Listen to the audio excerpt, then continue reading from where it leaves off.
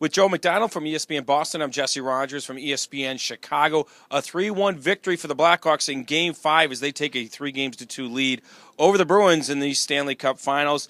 Top line against Zdeno Chara, David Krejci, Bickle, Kane, and Taves. They get it done again in Game 5, huh? Yeah, I guess Taves' comments about Chara really kind of sparked the Blackhawks in this one, Jesse. And they did. They did a tremendous job, Kane getting those 2 goals.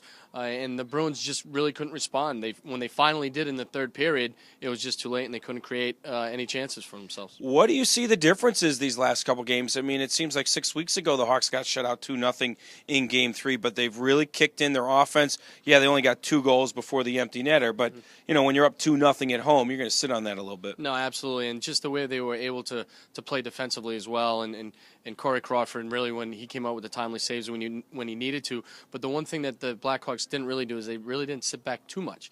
They still kind of kept the play going toward Boston's end, and Tuukka Rask, you know, he played very well also, and if it wasn't for the way Rask played, then it probably would have been a much higher scoring game.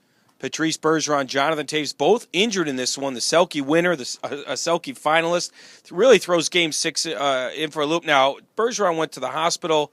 Taves was on the bench for the third period, so probably better sign for him.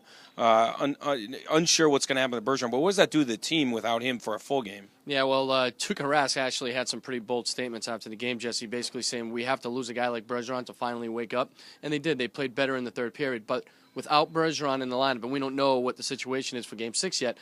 Julian had no update after the game, but if he does not play, you're talking about you're losing the top faceoff guy in the league, a top penalty killer, top power play guy. So they're going to have to make some big-time adjustments if he's not in the lineup. The same would be true for the Hawks without Taves, but again, finishing the game on the bench is a good sign. He was talking to family and friends afterwards as well, so the prognosis for him probably a little bit better than Bergeron. Quickly, what do you expect out of Boston in a do-or-die situation here, backs against the wall? We know both of these teams are good in that situation. I think we're back here for Game 7, Jess.